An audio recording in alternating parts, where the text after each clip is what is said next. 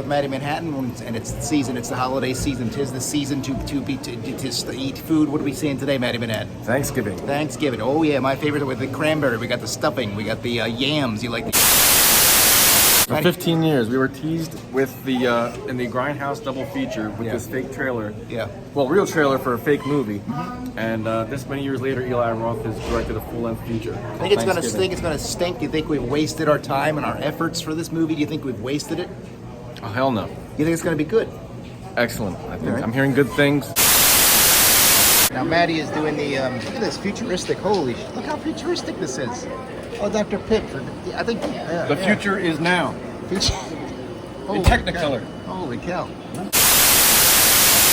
Get a load of this. Holy cow! What's the extra in Pib Extra? Do you know? I'm not sure. I'm assuming it's high. Caffeine?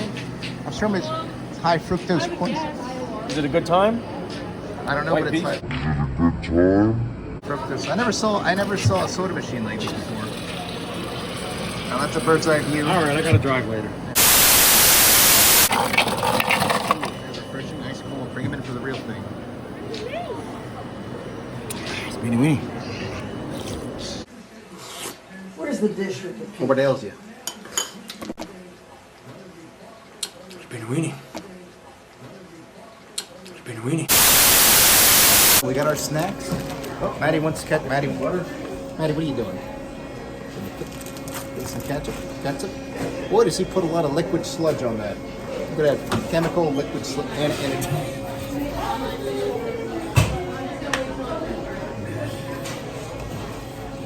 I don't know. Cheers. You know, if you weren't leaving in a few days, I would knock your teeth out. Oh, leaving? Buddy. Who says I'm leaving?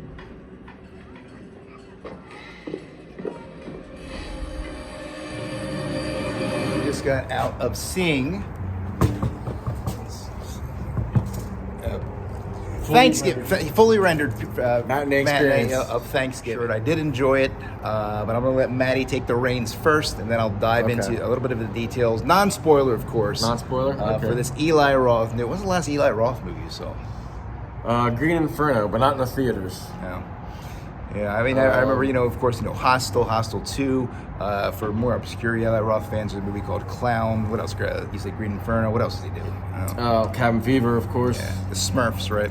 Smurfs go to hell. And Gargamel's Revenge. Yeah, basically a whodunit slasher in the vein of Scream, I'd say. I'd say very similar to Scream. Scream, a little bit of Halloween, but it's set in modern day. It's not. It's a throwback in style, but it's set in modern day with modern technology playing a role in the plot. I really liked, not to give anything away, not the first part, but the second.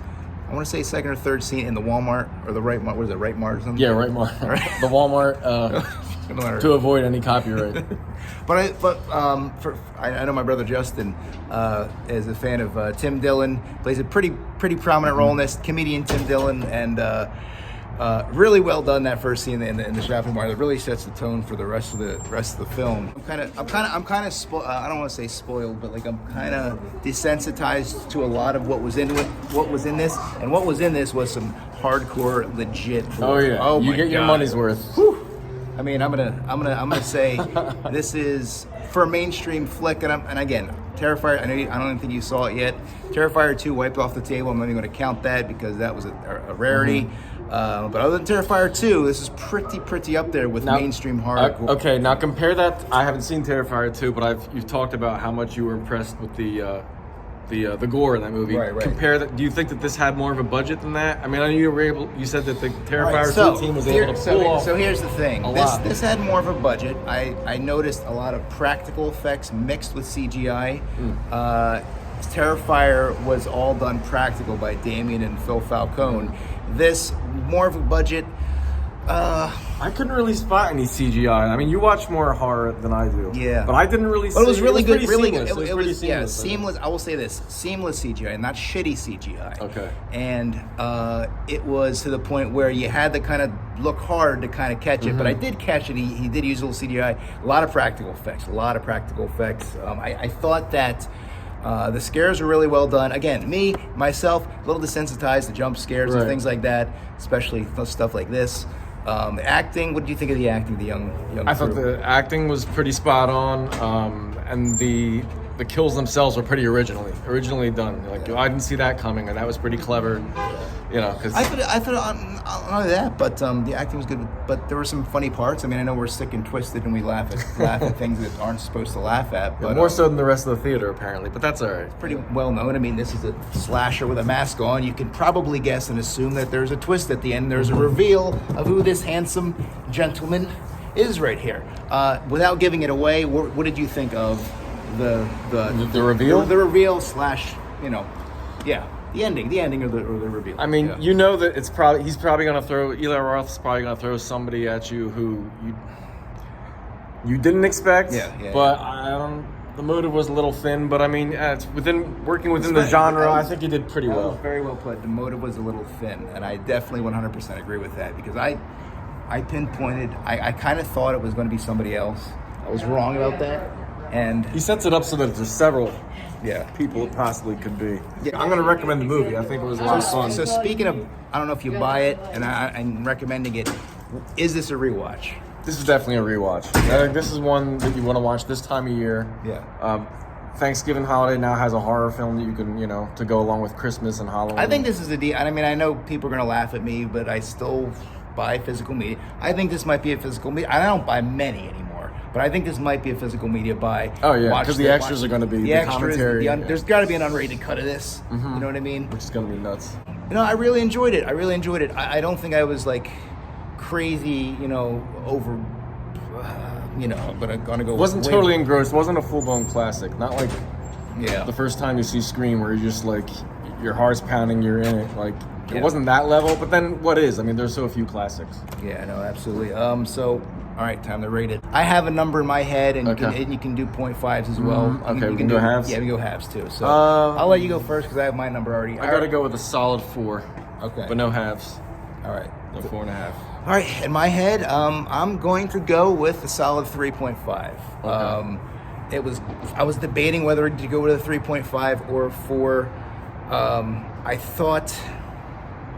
It was close to greatness, wasn't it? Yeah, I would have made even though I thought the acting was good, I think there was a few different casting choices I would have changed. Some of the young kids, you're gambling with some of the young actresses, some of the female ones, and even one of the males. I'm not going to name names, but I thought he could have been a little bit more. I mean, everybody's getting killed around you, and I don't know. I just feel like sometimes it's not a real reaction, an authentic reaction if everybody's getting slaughtered by this guy right here.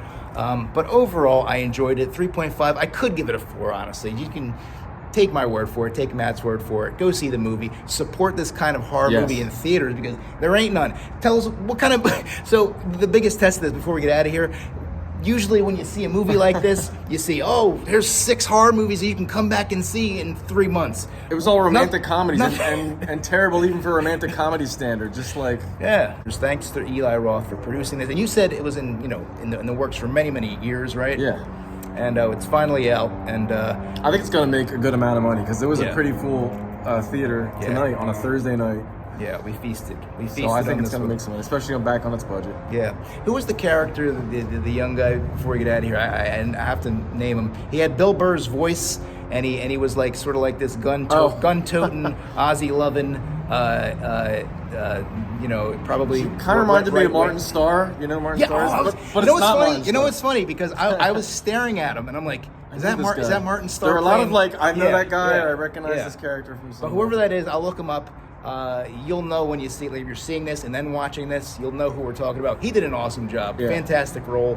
Hilarious. The young kid who's writing the papers for the jock. There's a lot of and that's kind of like what Eli Roth is good at too. Like good supporting roles, like the deputy in Cabin Fever and a couple of the characters in this movie. He just fills them out with some weirdness and some originality.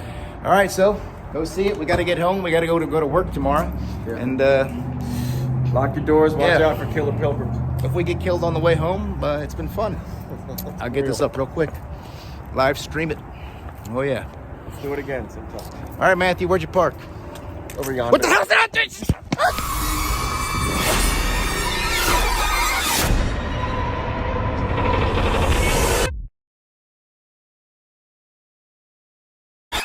Let's see.